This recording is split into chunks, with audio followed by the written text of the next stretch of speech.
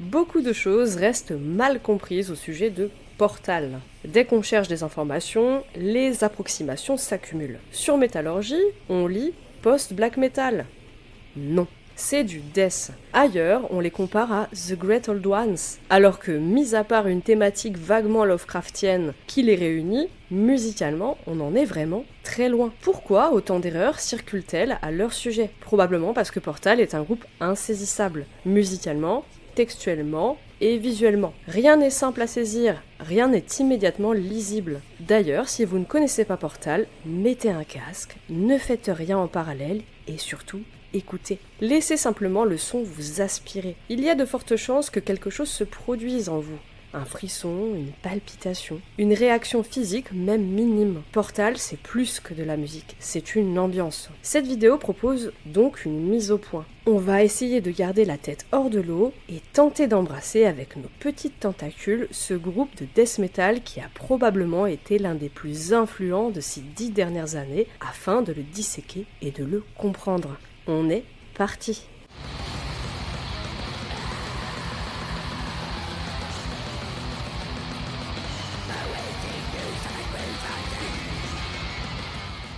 Portal est formé en 1994 en Australie à Brisbane par Horror Illogium à la guitare et à la programmation des batteries et The Curator au chant. The Curator vient de Nouvelle-Zélande et plus précisément de Dunedin. Ce sont deux musiciens qui ont la même vision de la musique.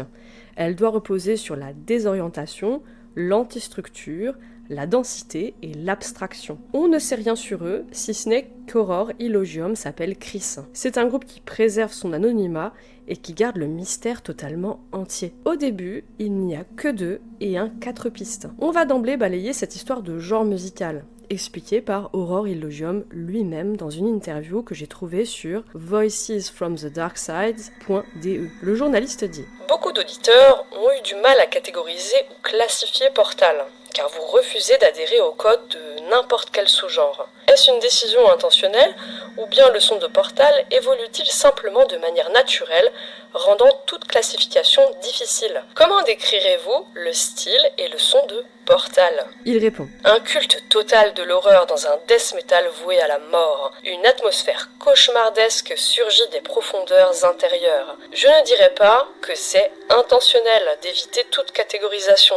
C'est une forme différente de death metal que la plupart des gens ne pourraient jamais imaginer. » Bon alors, on peut se demander comment ils font ça finalement. Il y a une source directe, c'est Illogium lui-même. Il parle tout simplement sur des forums de guitare, notamment sevenstring.org. Donc je me servirai de ça comme source sans forcément le citer à chaque fois mot à mot. Vous pourrez vérifier les informations si vous le souhaitez. Et pour le reste, il y a une longue interview sur bardomethodology.com et d'autres petites interviews également. Il dit avoir acquis une Carvin Ultra Flying V en 1995 qu'il a rachetée par la suite. On y reviendra plus tard. En juin 1998, c'est l'enregistrement de la première démo nommée tout simplement Portal. John Coulthard fait l'artwork et il a notamment fait pas mal de pochettes pour Cradle of Filth. Pour cette première démo, si on lit les paroles, on est clairement dans de l'horreur Lovecraftienne. Alors, nous n'avons que du chant et de la guitare ici, pas de batterie. C'est très embryonnaire, mais on a déjà les riffs de Illogium qui feront tout Portal après. C'est une sortie cassette indépendante et en 2020, on a une réédition avec une version où il y a des batteries. Et je ne comprends pas pourquoi il y a une version sans batterie et une version avec batterie. Je n'ai pas la cassette, donc si vous l'avez chez vous, vous pouvez faire des précisions à ce sujet. On peut se demander pourquoi le nom Portal a été choisi. Dans une interview, il dit « Portal a été choisi en raison d'imaginaires insondables d'un mal horrifique s'infiltrant dans cette dimension, ce que nous avons ouvert, ce que nous sommes. Historiquement, tout a commencé en 1994 lorsque The Curator et moi avons réalisé le potentiel de combiner nos créativités, car il était très évident que nous partagions la même inclinaison. Ce n'est qu'en 1998 que nous avons enregistré à contre-cœur une démo sur un 4 pistes, avec ce que nous pensions être des structures de morceaux acceptables. À cette époque, aucun autre membre n'avait croisé notre chemin. Nous avons été donc contraints d'utiliser une boîte à rythme. Et il y a en réalité pas de guitare basse non plus. Donc là, on comprend bien que c'est la réunion de ces deux cerveaux qui fait Portal pour l'instant. En 1999, ils aident Invocation pour les enregistrements et les lives pour gagner de l'expérience dans les deux domaines, donc en studio et en concert. En 2001, ils reprennent tous les deux le travail sur Portal et trouvent quelques âmes égarées prêtes à descendre avec eux dans l'horreur. Il s'agit de Mephitic à la batterie et de Worm à la basse. En 2002 sort l'EP The End Mills, qui est limité à 150 copies chez Black Talon Media. L'EP a été enregistré à Caverns of Despair Studios. Alors je n'ai pas trouvé du tout où c'est, je sais juste que c'est une carte magique. Le texte fonctionne comme une cosmologie ésotérique articulée autour d'objets techniques, l'horloge et les fraises, détournées en vecteurs de transgression dimensionnelle. L'imaginaire convoqué de celui-ci est non euclidien. Si vous avez fait des maths, vous comprenez ce que je raconte, mais si vous n'en avez pas fait, c'est une théorie qui rejette le 5e postulat d'Euclide concernant les parallèles, se divisant principalement en géométrie sphérique et géométrie hyperbolique. Bref, la géométrie, ça les intéresse. Et qui ça a intéressé d'autres aussi ? Eh bien, c'est Lovecraft.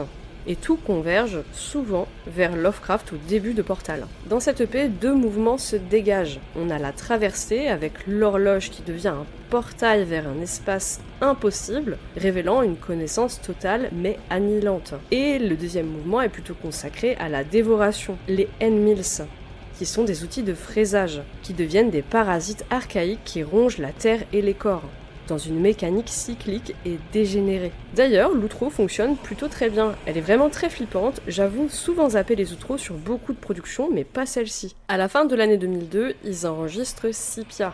C'est leur premier album, qui est visiblement enregistré à la guitare 7 cordes. En 2003, ils font quelques concerts à Brisbane, à Adélaïde, à Melbourne et à Sydney, et c'est à ce moment-là qu'ils trouvent un autre guitariste qui s'appelle Aphotic Mott. Sepia est enregistré toujours au même studio entre décembre 2002 et janvier 2003. Et cette fois-ci, il est masterisé par Aphotic Mott pendant le mois d'avril. Et finalement, il décide de rejoindre le groupe pour faire la guitare rythmique, mais pas sur cet album-là, sur les suivants. Chimère Noire s'occupe de l'artwork, donc on a une nouvelle esthétique visuelle. Et qu'est-ce qu'on y trouve dans cet album ? Surtout des réenregistrements de certains morceaux de la démo et de l'EP, mais aussi des nouveaux morceaux. Un gap est passé, le son est propre, il y a une ambiance vraiment horrifique. Tout est méthodique. Je vous lis un petit passage que j'ai trouvé sur bardométhodologie.com et qui est vraiment très intéressant, où Illogium explique que Portal est un écho de terreur induite. Il dit « Une source constante d'inspiration a été fournie par des terreurs nocturnes, se manifestant généralement par des visions, les yeux ouverts, d'arachnides de la taille d'un chien, de 1000 pattes, de sacs luminescents et pulsants flottant au-dessus de moi, donnant naissance à d'autres araignées. Puis diverses créatures encapuchonnées et des silhouettes d'ombre qui ressentent toujours le besoin de faire connaître leur présence bien avant de ramper dans ma chambre.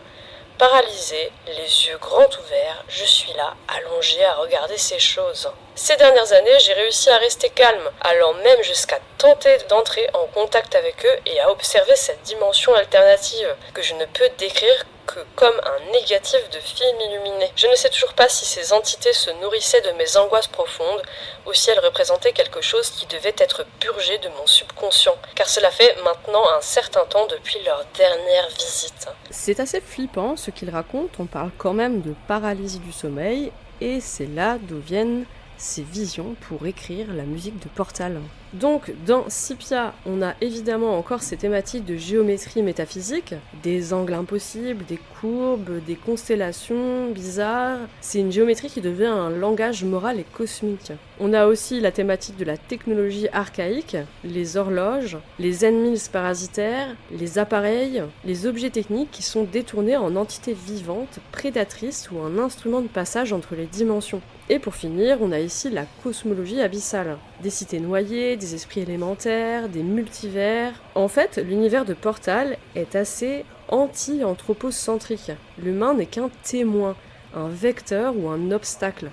D'où aussi le lien avec la paralysie du sommeil où finalement, il n'est que spectateur de tout ce bazar. En 2004 est enregistré The Sway. Au départ, ils l'ont sorti en split avec les Canadiens de Rights of Thy Degongolide, via le label Ancient Darkness Production. On a un split vraiment chacun de son côté, deux parties distinctes. Et je tiens à souligner qu'on entend curieusement bien la basse dans ce split, et c'est plutôt agréable. On a deux morceaux ici et un morceau instrumental. The Sway représente plutôt la force, la mécanique et la géométrie, tandis que Warships nous parle plutôt de vecteurs maritimes, de carcasses et de ports. Et la même année, on a la sortie de The Sway en EP avec des morceaux live en plus. Peu après la sortie de cette EP, Profound Lore Records les a sollicités pour une édition nord-américaine de Sepia, qui a finalement été réédité en 2005. Et c'est aussi l'année où Mephitic à la batterie et Worm à la basse s'en vont du groupe. Je vous fais un point line-up. En 2006, on se retrouve donc avec The Curator au chant, Aurore Illogium à la guitare, lead, Aphotic Moth à la guitare rythmique, qui vont enregistrer une nouvelle démo, Lurker at the Threshold. Ils prennent deux musiciens de session qui viennent du groupe Cauldron Black Ram, Monocular à la batterie et TJRD à la basse. Pour cette démo, il a fallu écrire les parties de basse et de batterie en une seule journée. Illogium dit avoir voyagé à Adélaïde, où se trouvaient les deux musiciens de session, pour enregistrer le travail là-bas. Et comme The Curator est resté à Brisbane, il a enregistré sur place quelques semaines plus tard. Mais finalement, tous les morceaux de cette démo sont sur Outré. En 2007, l'album Outré sort. Le groupe n'était pas satisfait du son de Sepia, qui n'était pas assez sombre selon eux. Et je suis plutôt d'accord avec ça. Il y a un son plus rond et plus abyssal sur Outré. On retrouve bien évidemment les compositions qui font Portal, mais ça vous l'avez compris, c'est unique et presque indescriptible. Comme inspiration commune, ils citent Morbid Angel, Beherit et Immolation. Et pour les parties noise qu'on retrouve soit dans les interludes, soit dans les outros ou dans les intros des albums et des EP et des démos, Illogium avoue ne pas connaître la noise ni prétendre en faire d'ailleurs. Il voulait juste rendre l'album encore plus noir que noir. Et on lui pose régulièrement des questions relatives à ça. Sur cet album, je vais m'attarder sur les multiples références littéraires et artistiques. On retrouve Nyarlathotep.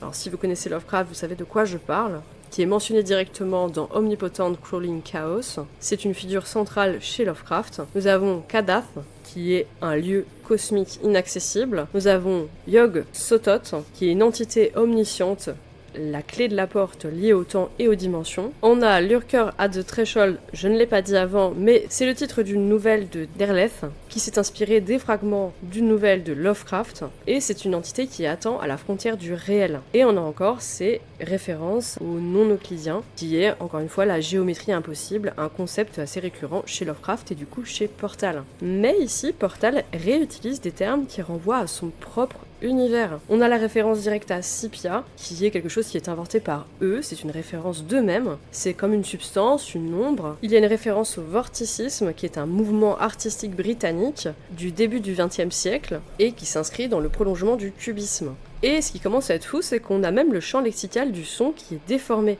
Je vous mets à l'écran les mots. C'est une référence interne à leur esthétique sonore, la distorsion, le bruit et la transmission. Et on commence aussi à avoir un vocabulaire biologique, chimique, mais sans référence externe précise, ou alors même des termes anatomiques réels, mais utilisés de manière métaphorique. Portal, avec Outré, est en train de créer son propre lore, et c'est assez rare. Et c'est aussi le moment où Portal est signé chez Profound Lore Records. En 2008, ils partent en tournée où ils rencontrent Ignis Fatuus et Phantom Conspicuous à la batterie et à la basse pour répéter pendant des mois en vue de live et pour compléter aussi le line-up. En 2009, c'est au tour de Swartz de sortir. Et là, c'est mon album préféré de Portal. Il a été enregistré à Orion Audial. Ignis Fatuus reste pour enregistrer la batterie sur cet album-ci. Nouveau tournant, il n'y a pas de référence à Lovecraft ici. C'est encore pire, puisqu'on a des références biologiques, maritimes, on a même des archaïsmes et des termes scientifiques, des imitations du latin, mais tout le reste est inventé,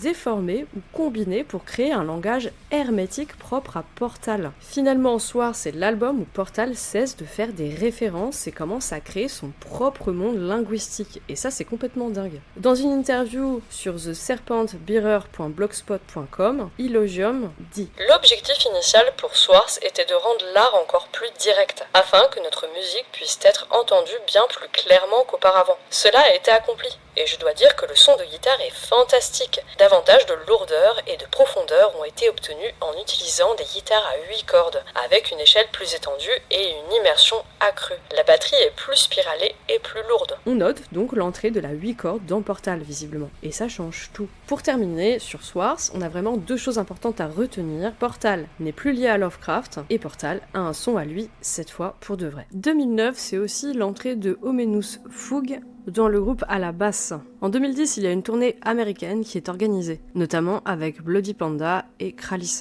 2011-2012, il y a quelques concerts, mais rien de plus. Et en 2013, nouvel album, c'est la sortie de Vexovoid. Cet album construit un langage hybride où se croisent des références scientifiques, métaphysiques et archaïques, formant un lexique volontairement instable. Le champ biologique et neurologique domine, avec des thèmes issus de l'anatomie ou de la cognition, qui donnent au texte une texture organique, tandis que la psychologie et la psychiatrie introduisent l'idée d'un esprit fracturé. À cela s'ajoutent des emprunts à la mythologie et à la théologie, qui élèvent les images vers une dimension rituelle ou cosmique. Le latin et les archaïsmes renforcent cette impression de liturgie ancienne, tandis que la rhétorique et la philosophie structurent le discours autour de concepts abstraits. On y trouve aussi du champ lexical de l'optique et de la signalétique, qui introduit des visions lumineuses et alarmantes, et on a aussi un lexique autour du textile, qui évoque la fabrication ou la trame du réel. Portal multiplie les jeux linguistiques, des néologismes encore, des déformations lexicales, et du pseudo-latin, et encore des inversions un peu cryptées. L'ensemble produit un espèce de langage organique et cérébral, mais aussi rituel, où le corps, l'esprit et le cosmos se déforment en une seule masse instable. Alors comme pour Swartz ici, nous n'avons pas de référence directe à Lovecraft, mais le concept de prendre quand même un champ lexical scientifique mélangé à de la psychologie ou de la psychiatrie autour du cosmos, etc., ça reste quand même très Lovecraftien dans l'idée. Et pour résumer, la musique et les paroles sont deux entités qui se fondent parfaitement. Tout est absolument cohérent. En 2014, il y a une petite sortie, un split avec Blood of Kingu, et c'est un morceau qui date de 1999. C'est histoire de faire un peu d'actualité. En 2018, c'est la sortie de Ion. Cette fois, c'est Bielak qui fait l'artwork. L'interview sur bardomethodology.com décrit très bien ce que le groupe a voulu faire avec cet album. C'est un peu comme un mouvement vers la dépersonnalisation, l'abstraction totale, un son qui doit ressembler à une machine qui se détraque, une implosion de signaux, un flux ionique. D'où les titres stylisés, comme des équations dans le digipack. Alors pourquoi il y a un écart entre la durée réelle de lecture affichée par le lecteur CD, alors qu'en fait l'album ne dure que 37 minutes? C'est visiblement un écart volontaire entre la mesure scientifique et la réalité physique, comme si l'album lui-même était une distorsion, un artefact ou un signal instable. Ici, on retrouve dans le line-up Aurore Illogium, toujours à la guitare lead, The Curator au chant, Aphotic Moth à la guitare rythmique et Inis Fatus à la batterie. Et il n'y a pas de basse écrite sur Metalum, sauf qu'en fait j'ai vérifié et visiblement c'est quand même Omenus Fugg qui est à la basse, parce qu'il est crédité ailleurs. Dans Ion, Portal construit un langage entièrement fondé sur l'électricité, la décharge, la pulsation et la corrosion, en fusionnant trois grands champs lexicaux, le biologique, l'électrique et le cognitif. Le vocabulaire organique est omniprésent, mais réduit à des formes dégradées ou desséchées, ce qui donne l'impression d'un corps vidé, carbonisé par une force extérieure. Le champ lexical de l'électricité structure l'album, créant un univers où la matière est remplacée par des arcs, des flux, des oscillations. Le lexique cognitif et perceptif renforce cette idée de dérèglement sensoriel, comme si la perception elle-même était ionisée. Il y a encore des néologismes, des déformations lexicales, des mots pseudo-scientifiques et aussi des répétitions incantatoires. On peut aussi parler de la compression syntaxique, donc ce sont des phrases nominales sans verbe, et une fusion des champs lexicaux incompatibles, qui produisent un langage qui ressemble à un système électrique en surcharge, où les mots se comportent comme des impulsions, des courts-circuits. Ion est donc un album où le corps, l'esprit et le monde sont réduits à des signaux, des pulsations et des décharges, et où le langage lui-même devient un phénomène électrique. Ici, musicalement, c'est encore différent. On va revenir à la fameuse Carvin dont on a parlé au tout début du documentaire. Dans l'interview sur bardomethodology.com, Illogium dit « La Carvin était clairement chargée comme une extension de moi-même et répondait, avec la plus grande hâte, à notre urgence fiévreuse. Nous avons tout écrit et enregistré en l'espace d'1 an. Y compris plusieurs mois de pré-production après la construction des morceaux. Le processus a été extrêmement rapide et presque automatique. » Et même là, on peut évoquer une sorte de symbolisme. La Carvin utilisée auparavant fait une sorte de conduit entre les débuts de Portal et cet album, comme un espèce de câble électrique si vous voulez. Ce n'est pas moi qui le dis, c'est sous-entendu clairement dans l'interview. Avec la Carvin, l'album est accordé en standard, à la 6 cordes. En 2021, on n'a pas un, mais 2 albums qui sortent, Avo et Akbulbia. La Carvin est mise au placard et la 8 cordes revient. Et chose particulière, Akbulbia est un album de Noise, qui est censé accompagner Avo. Dans ce dernier, Portal développe un langage funéraire, domestique et occultiste centré sur la maison cette fois-ci. On a 3 champs lexicaux qui dominent, le rituel mortuaire, le manoir hanté et la corruption organique. Et on y sent une sorte de malédiction domestique. On a encore des néologismes hybrides, des déformations lexicales et des mots pseudo-archaïques. Finalement, Portal a quand même adopté son propre langage au fil des années. Il recycle un petit peu ce qu'il sait déjà faire.